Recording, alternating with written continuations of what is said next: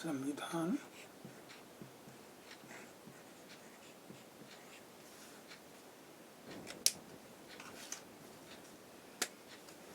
की विशेषता।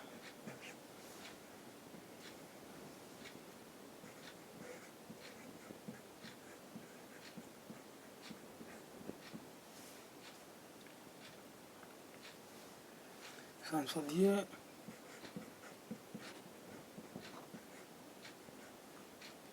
तथा अध्यक्षीय प्रणाली।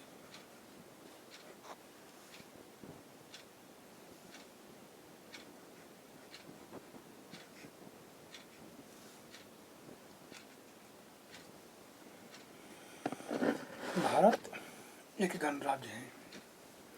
इसका अध्यक्ष राष्ट्रपति होता है। उसी में सभी कार्यपालक शक्तियाँ निहित होती है तथा उसी के नाम से इनका प्रयोग किया जाता है। वह सशस्त्र बलों का सर्वोच्च कमांडर भी होता है। किंतु यह मानता है कि अमेरिकी राष्ट्रपति के विपरीत हमारा राष्ट्रपति कार्यपालक केवल नाम मात्र संवैधानिक अध्यक्ष होता है। वह यथार्थ राजनीतिक कार्यपालिका यानी मंत्रिपरिषद की सहायता तथा उसके परामर्श से ही कार्य करता है। मंत्री सामूहिक रूप से संसद के सीधे निर्वाचित सदन अर्थात लोकसभा के प्रति उत्तरदायी होते हैं। ब्रिटिश प्रतिरूप का अनुसरण करते हुए भारत के संविधान में बुनियादी तौर पर संघ तथा राज्य दोनों स्तरों पर संसदीय शासन प्रणाली को अपनाया गया, जिसमें मंत्रीगण सीधे निर्वाचित सदन के प्रति उत्तरदायी होते हैं। अमेरिकी राष्ट्रपतीय शासन प्रणाली में शक्तियों का पृथक्करण होता है तथा राष्ट्रपति एक निश्चित कार्यकाल के लिए मुख्य कार्यपालक होता है और उसे प्रायः पदच्युत नहीं किया जा सकता। अमेरिकी प्रणाली में राष्ट्रपति आम नागरिकों में से अपने मंत्री चुनता है और मंत्री विधानमंडल के सदस्य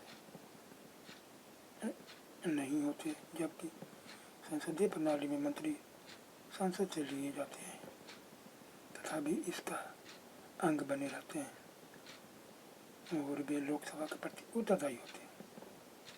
संसदीय प्रणाली में कार्यपालिका के उत्तरदायित्व की संकल्पना पर अधिक बल दिया जाता है, जबकि राष्ट्रपति प्रणाली में अस्पष्टता कार्यपालिका के अस्थायित्व को अधिक महत्व दिया जाता है।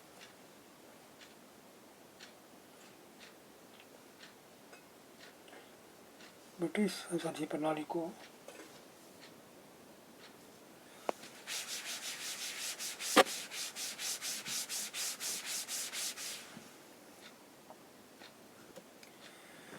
पूर्ण रूपेण हमने अपना लिया है, यह कहना गलत होगा।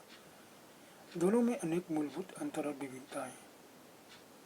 जैसे ब्रिटेन का संविधान एकात्मक है, जबकि हमारा अधिकांश संघ है।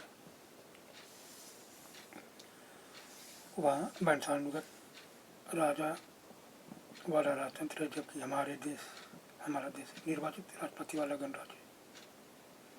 ब्रिटेन के विपरीत हमारा संविधान एक लिखित संविधान है, इसलिए हमारी संसद प्रभुत्व संपन्न नहीं है तथा इसके द्वारा पारित विधान का न्यायिक पुनरीक्षण हो सकता है।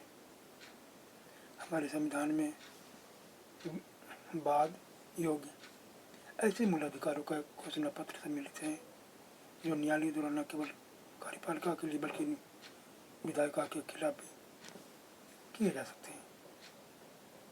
ब्रिटेन की स्थिति इसके विपरीत थी, किंतु 1998 में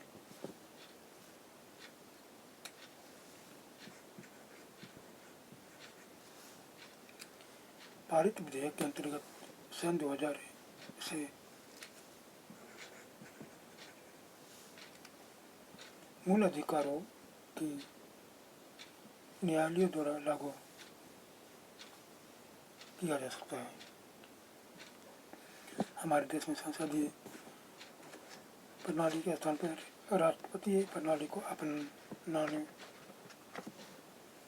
की वांछनीयता अथवा अवांछनीयता के संबंध में कुछ बहस चल रही है, किंतु संविधान निर्माताओं ने संसदीय प्रणाली को तरजीह दी क्योंकि उन्हें इसके संचालन का कुछ अनुभव था और सुस्थापित संस्थाओं को जारी रखने के अनेक लाभ थे। जिम्मेदार सरकार के लिए तथा निरंकुश कार्यपालक प्राधिकार के खिलाफ एक लंबे संघर्ष के बाद समाप्त किया। उन्हें ऐसी नियतकालिक कार्यपालिका पसंद नहीं थी जिसे हटाया नहीं जा सके। उनका विश्वास था कि अत्यधिक बहुवादी समाज वाले भारत से विशाल तथा विविधता से भरपूर देश के लिए जहाँ विभिन्न प्रकार के प्रभाव काम करते हैं, सभी हितों को संजोने तथा संयुक्त रखने के निर्माण के लिए संसदीय प्रणाली सर्वाधिक अनुकूल होगी।